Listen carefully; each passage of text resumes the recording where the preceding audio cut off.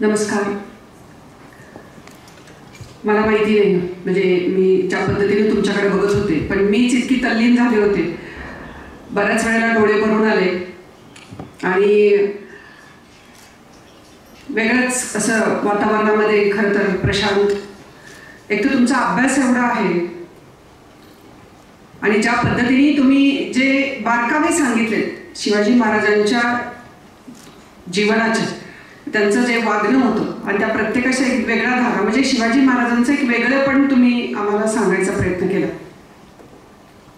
मी तुमचे आभार नाही मानणारे, मी तुम्हाला मग तुमच्या ऋणामध्ये राहू इच्छिते.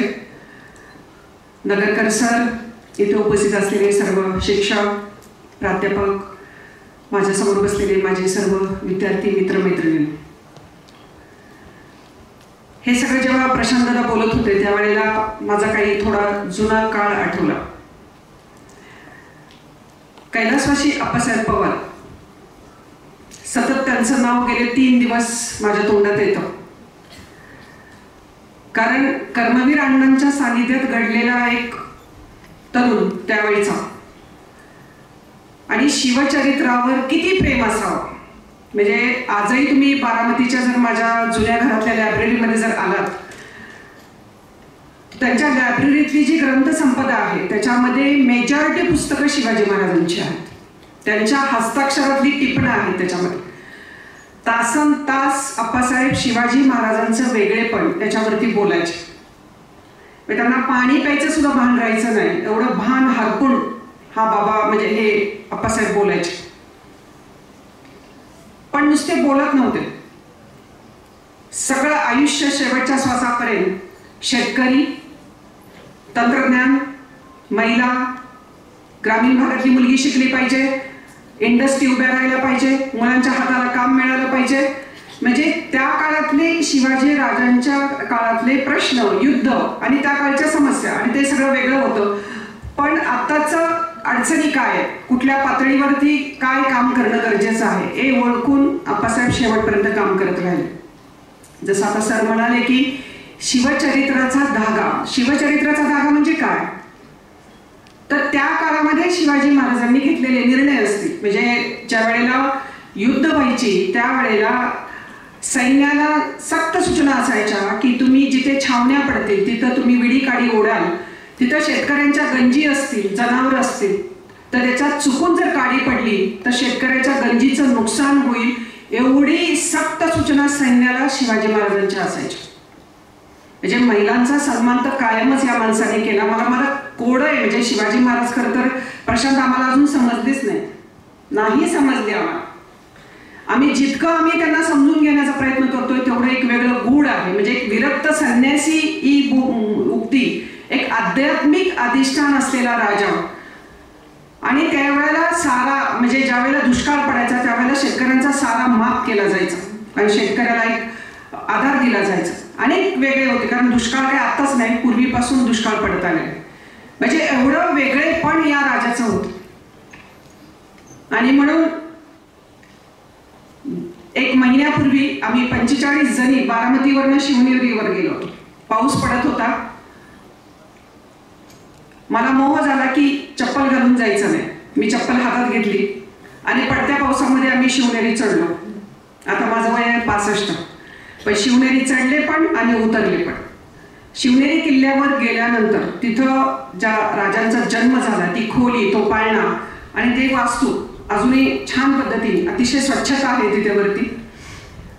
आम्ही असं मंत्रमुग्ध होऊन एकही शब्द आम्ही बोलत नव्हतो. आम्ही सगळ्या जणी अशा शांतपणे बसून त्याचा एक फील घेत होतो की कसं असेल त्यावेळेला राजांचा जन्म होताना इथलं वातावरण कसं असेल, किती धावपळ चालली असेल. नर्स नाही, लाईट नाही, डॉक्टर नाही, इंजेक्शन नाही, काही नाही. आज आम्हाला नुसती गरोदरपणाची चाहूल लागली तर आम्हाला दर 15 दिवसाला सोनोग्राफी करावी लागते, धनुर्वाताचे इंजेक्शन घ्यावं लागतं, फॉलिक ऍसिडच्या गोळ्या लागतात आम्हाला. तिथे एक खाकी वर्दीतला तरुण आला होता, अतिशय up to date boot, polish केलेले बूट, आणि तो वर चढला आणि फोटो काढत होता. मला ते खटकलं. मी त्यांना रिक्वेस्ट केली की तुम्ही शूज खाली काढा, कारण आम्ही सगळ्यांनी शूज खाली काढले होते. पण त्या मुलांनी नाही ऐकलं. मला इतकं वाईट वाटलं की खाकी वर्दीतला माणूस जेव्हा शिवनेरीच्या किल्ल्यावर शिवाजी महाराजांच्या त्या जागेवर जातो त्यावेळेला तिथं लिहिलेलं आहे की शूज खाली काढा, आणि त्यांनी ते काढले नाही. मला खूप त्रास झाला त्या गोष्टीचा, पण ठीक आहे, आम्ही त्याला सांगायचा प्रयत्न केला. रायगडावर जेव्हा आम्ही गेलो, तुम्ही जी पायरी सांगितली ती पायरी सुद्धा मी बघितलेली आहे आणि त्या पायरीला मी नमस्कार पण केलेला आहे. तिथं समोर शिवाचं मंदिर आहे, त्यामुळे तोही रायगड मी पाहिलेला आहे. त्यामुळं लहानपणी जेव्हा ही मुलं लहान होती त्यावेळेला आम्हा नवरा बायकोंना एक आवड होती की मुलांना घेऊन ट्रेकिंगला जायचं. रायरेश्वरावर जेव्हा मी रोहित 4 का 5 वर्षाचा असेल आणि सई माझी 6-7 वर्षाची असेल, त्यावेळेला अख्खा रायरेश्वर 5 तास पाठीवर बॅकपॅक घेऊन आम्ही चढत होतो. आमच्याबरोबर खूप मोठा ग्रुप होता. ती आवडच होती आम्हाला ट्रेकिंगची. त्यामुळे जेव्हा सुट्ट्या लागायच्या त्या वेळेला मी रोहितला कधी असं स्वस्त बसूनच दिलं नाही. कुठं ना कुठं तरी पाठवायचे, कॅम्पला तरी पाठवून, नैसर्गिकला तरी जा, गडावर तरी जा, इकडे तरी जा. त्यामुळे तो त्यावेळेचा त्या रायरेश्वर तेव्हा हे नव्हते, लाईट नव्हती, वीज नव्हती. कंदिलाच्या उजेडामध्ये आम्ही ती संध्याकाळ घालवली, पण तो जो क्षण आहे, तो प्रसंग आहे, तो अजूनही स्मरणामध्ये आहे. त्यामुळे ट्रेकिंग केलं पाहिजे. आम्ही शारदानगरमध्ये दरवर्षी दर 3 महिन्यांनी आम्ही मुलांना ट्रेकिंगला घेऊन जातो. गड, कोट, किल्ले याच्यावरती जाताना आम्ही मुलांना सांगतो की कुठल्या गडावर चाललो, त्याचा इतिहास काय आहे, काय काळजी घ्यायची, तिथे कुठले विषारी प्राणी किंवा विषारी जीवजंतू आहेत, तिथे तुम्हाला काय काळजी घ्यायची. असा आम्ही हा ट्रेकिंगचा उपक्रम गेले कित्येक वर्ष झाले, म्हणजे माझी मुलं लहान असल्यापासून आम्ही हे ट्रेकिंगचे उपक्रम राबवतो.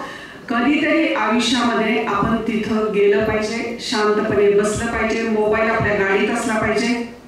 बऱ्याच वेळेला व्याख्यानं चालू असतात, खूप तळमळीने माणूस बोलत असतो, काही लोक त्या विश्वामध्ये गेलेली असतात, पण काही लोकांचा मोबाईल, मेसेज, व्हॉट्सअप, त्यांना असं वाटतं की ते जर मी नाही बघितलं तर जग थांबेल. अशा काही मनस्थितीची लोक पण कधी कधी सभागृहामध्ये बसलेली असतात. त्यामुळे गड किल्ल्यांवर जाणं ही काळाची गरज आहे. तिथं गेल्यानंतर कळतं की हे जे आतापर्यंत सांगत होते प्रशांत दादा, ते किती अवघड होतं, आणि म्हणून आपण गेलं पाहिजे, आदर केला पाहिजे. सर्व 18 पगड जातीला घेऊन हा माणूस ज्या पद्धती, म्हणजे जो आमचा जीवा महाल असेल किंवा शिवा न्हावी असेल, ह्या कम्युनिटीत किती छोटे छोटे कम्युनिटी, पण आज आपण नाव घेतो, वर्षानुवर्ष आपण नाव घेतो त्या माणसाचं. का नाव घेतो? कीर्ती. तो कुठल्या जातीत जन्मला हे महत्वाचं नाही. त्या काळामध्ये शिवाजी राजांच्या जीवाला जीव देणारे ही सगळे मावळे होते, आणि त्यांनी ते त्याग केला आणि मृत्यूला हसत हसत स्वीकारलं, म्हणून आपण त्यांची आठवण काढतो. म्हणून आपण कुठल्या जातीत जन्मलो हे महत्वाचं नाही, आपण काय करतो हे महत्वाचं आहे. हे फक्त आत्ताच्या तरुण पिढीला कळावं म्हणून हा आपण जो व्याख्यानाचा दरवर्षीचा जो घाट घातलेला आहे, हा यासाठीच घातलेला आहे की तुम्हाला तुमचे काम तयार करायचं काम गेले 3 वर्ष झालं रोहित दादा करतात. दरवर्षी नवीन नवीन व्याख्याते आणणं, नवीन नवीन विषय घेणं, तुमची काम तयार. आणि ही व्याप्ती फक्त या सभागृहापुरतीच आपल्याला ठेवायची नाही, आपल्याला हजारोंच्या संख्येमधले काम तयार करायचे. एक सांस्कृतिक वारसा आपल्याला जपायचा आहे की इतिहास समजला पाहिजे, इतिहासामध्ये घडलेले प्रसंग आम्हाला समजले पाहिजे, कसं जगायचं ते आम्हाला समजलं पाहिजे. ही आताशी सुरुवात आहे. आणि म्हणून तुम्हा मुला मुलींना आम्ही एक व्याख्यानमाला चालवतो, परिवर्तन व्याख्यानमाला. किती वर्ष झाली असतील? 18 वर्ष. 18 वर्ष सातत्यपूर्ण हा उपक्रम बारामतीमध्ये मी चालवतो. डॉट 6:30 म्हणजे डॉट 6:30ला व्याख्याता उभा राहतो. 1 मिनिट इकडं नाही तिकडं नाही. माझ्या हातामध्ये घड्याळ असतं, त्यावेळेला मी सांगते की सभागृह किती भरले हे महत्वाचं नाही, वेळ झालेली, व्याख्यात्यांनी व्याख्यान चालू केलं पाहिजे. हा 18 वर्ष हा नियम आम्ही परिवर्तन व्याख्यानमालेमध्ये पाळलेला आहे. कारण मी काही गोष्टी आप्पासाहेबांना फॉलो करते. आप्पासाहेब जेव्हा सभागृहात जायचे, महाराष्ट्रात फिरायचे, व्याख्यानं व्हायची, बोलायचे, आप्पासाहेब सभागृहात आले की लोक घड्याळ लावायचे. एवढं मोठं टाइम पाळणारा, वेळ पाळणारा आप्पासाहेब होते. त्यामुळे मी त्यांची सून आहे. काही ना काहीतरी गोष्टी मला त्यांच्या भावल्या आणि त्या मी उचलले की मी कुठेही जाताना कार्यक्रमाला वेळेत जायचा प्रयत्न करते. उशीर होणार असेल तर त्यांना विचारते, बाबा काय तुमची अडचण असेल तर सांगा, मी उशिरा पोहोचते. पण या गोष्टी असतात ना, हे त्या जे कोणी आपले आयडॉल असतात आपल्या आयुष्यातले ना, त्यांना फॉलो करणं अवघड असतं. आपण संकल्प खूप करतो, आपण ठरवतो खूप, आपण हे करू ते करू, मला हे करायचंय, मला ते करायचंय, पण त्या संकल्पावर सातत्यपूर्ण राहणं हे फार अवघड असतं. माणसाचं मन प्रचंड चंचल आहे आज एक संकल्प तर उद्या एक संकल्प, आज एक निश्चय तर उद्या एक निश्चय. त्यामुळे ह्या चंचल मनाला आपल्याला कंट्रोल करून आपण जे ठरवलंय त्याच्यावर सातत्यपूर्ण चालणं ही सोपी गोष्ट नाही. आणि म्हणून तुम्हा मुलामुलींना या जो काही शिवचरित्र आहे त्याचा धागा व्हायचं म्हणजे नक्की काय करायचं. मला असं वाटतं की जे काही पर्यावरण ज्याची आज खूप हानी होतीये, आपण पाहतोय. गेल्या वर्षी 50 टेम्परेचर होतं, पुढच्या वर्षी 51-52. तुम्हाला माहिती नाही की जळगाव जिल्ह्यामध्ये 144 कलम लागू केलं होतं की 11 नंतर कुणी बाहेर पडायचं नाही, कारण तिथे खूप ऊन असतं. मग शिवचरित्राचा धागा म्हणजे काय, तर हे जे काही ढासळत चाललेलं पर्यावरणाचा समतोल आहे तो सावरण्यासाठी आपण काय करू शकतो, हे सुद्धा धागा बनण्याचं एक चांगलं माणूसपणाचं जिवंतपणाचं लक्षण आहे आणि ते आपण केलं पाहिजे. त्यानंतर येतं प्रदूषण. तिथं तर आम्ही ताळमेळ सगळंच सोडले. म्हणजे आम्हाला कुठं थुंकायचं कळत नाही, कुठं लघवीला बसायचं कळत नाही, कुठं संडासला बसायचं कळत नाही. हातातला कागद, चॉकलेटचा कागद, गुटख्याची पुडी आणि दारूची बाटली कुठं टाकायची हे सुद्धा आम्हाला कळत नाही. बऱ्याच वेळेला गड किल्ल्यांवर तर दारूच्या बाटल्या लोकांनी गोळा केलेल्या समाजसेवी संस्थांनी.